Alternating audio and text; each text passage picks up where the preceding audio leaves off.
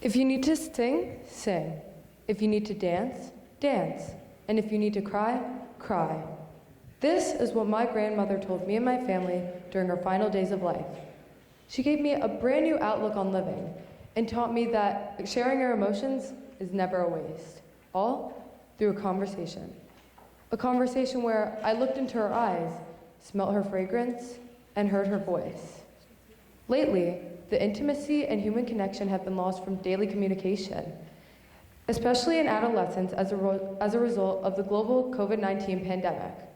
About 45% of American parents reported a great decline in the social skills of their children as a result of this pandemic.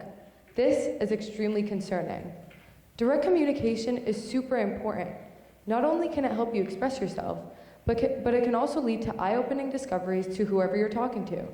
These discoveries can change the coursework of somebody's entire life. As teenagers face less and less social interactions, even as simple as going to the movies or a restaurant with a friend, they're losing these foundational communication skills. This regression of social skills jeopardizes the productivity and collaborative skills teens need by putting them into social isolation. We're facing a communication epidemic, and the only cure is to talk.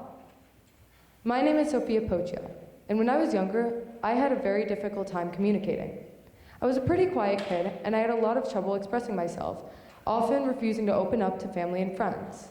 This is very ironic, as I'm now known by most of my peers for my projective voice and nonstop talking. I personally like to blame this communication development on the COVID-19 pandemic. I know I just talked about the social decline of many teens as a result of this pandemic and threw many concerning statistics out, but I personally had a very unique experience and mindset during this time. As a naive 10-year-old whose school just closed down due to a mysterious and very deadly virus, I thought the world was ending. I mean, don't you remember the painfully uncomfortable fear of going outside just for some fresh air? There is no doubt that this was a horrifying time to live in. While many kids had months of quiet and alone time, I was virtually conversing every chance I got.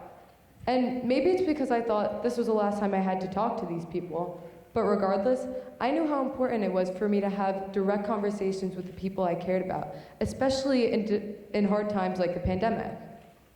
Mutual support was needed throughout my entire circle of family and friends. And even though we were physically separated, I knew not to let our emotional bond die down.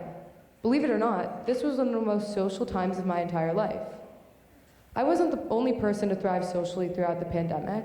I shared this experience with 13% of people who reported an increase in social connectedness during the COVID pandemic.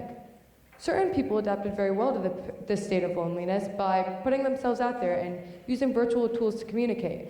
Some people were motivated to talk as a way to get through this hard time with the support of family and friends. Other people's motivation lied in the harsh reality of this isolating time with the desire to live a normal life again. Can you blame them? Those safety masks were physically and emotionally suffocating, which is why escaping the isolation was so important. Discussions of these times are really helpful in dealing with the distresses that come with them. These direct encounters let you not only get things off your chest, but you're able to know that somebody is listening to you and trying to understand you. I'm sure everybody in this audience has had the feeling of a stressful situation practically disappear once you talk to somebody about it, right? Regardless of which motivation you choose, trying to grasp similar empathetic and proactive traits is a large step towards dealing with these difficult events. As a teen living in our modern society, it's almost hard not to communicate virtually or over social media. It's reported that only 35% of teenagers engage in daily in-person socialization outside of school, such as working a job or playing on a sports team, while 63% engage in text messaging on the daily. I'm sure you all understand how conveniently quick and easy texting can be, but believe it or not, texting can actually have some risks to your social life. Important tones aren't fully present, and there are often many misunderstandings. These risks may seem small right now, but over time, relying on quick and mindless communication can be detrimental towards your social life. Next time you go to send a quick text message, think back to this talk and try and spare a few minutes to call that person and try and listen to their voice. My hope is that teens across the world understand become more mindful of the importance of proper communication. Teens in the audience, try to get out there more, whether it's joining that club that always interested you or discussing day-to-day life with classmates during a group project. It may seem small, but these interactions can help you strengthen bonds or even form new friendships. It's extremely important that the modern generation understands the impacts of human connection. You never know when the last time you talk to somebody will be, so it's extremely important to try and make every conversation count. Knowing is half the battle, and it is clear that proper communication is the cure to this communication epidemic. My name is Sofia Poccia, and thank you for listening to my TED Talk.